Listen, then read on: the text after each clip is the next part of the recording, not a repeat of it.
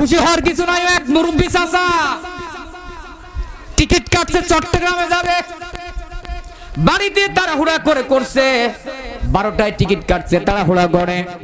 দেখো আমার 12টায় ট্রেন, এবার ঘুরের দিক টাকা দেখে 11:30 পার। তাড়াতাড়ি খাবার দাবার দাও, তাড়াতাড়ি কাপড় গোসল গুছিয়ে দাও। বাড়ির লোকেরা বলে কয়টার ট্রেন? বলে 12টার ট্রেন। বলে এত তাড়াহুড়া করার কিছুই নাই, এটা হলো বাংলাদেশের ট্রেন। যেরকম কিসের ট্রেন? বলে বলো কি বাংলাদেশের ট্রেন হচ্ছে? কি হয়েছে? বলে আজকে 12টার টিকিট তোমার, কালকে 12টায় আসতে পারে, নাম আসতে পারে, একটাও দুইটাও তিনটায় আসতে পারে, কোনো ঠিকানা নেই। ভদ্রলোক বলে তোমাদের কথা মানি না, খাবার বাড়ছে। বলে ধর খাবার যদি খাই 12টায় পুষতে পারবো না, খাবার তুই আমি তো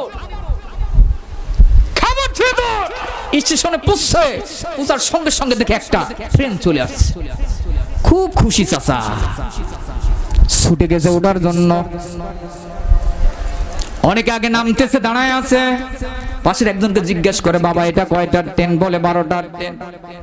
বলে তা ঠিকই আছে, আমি তো 12টার টিকিট কাটেছি। এখন টিকিটটা হাতে নিয়েছে ওই ভদ্রলোক আরেকজন, এখন দেখে আজকে 12টার ট্রেন।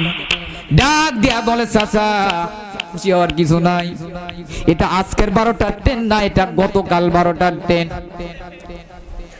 বলে বাড়ির লোক তো তাহলে ঠিকই বলেছিল, এজন্য খুশি হওয়ার কিছু নাই। এদিকে ওদিকে যেদিকেই যান না কেন, যেই ট্রেনে ওঠেন না কেন, ওটা হলো লোকাল ট্রেন, ওটা হলো পুরাতন ট্রেন, ওই ট্রেনের যাত্রী ছিল আগের থেকে, কথা কোন ঠিক কিনা?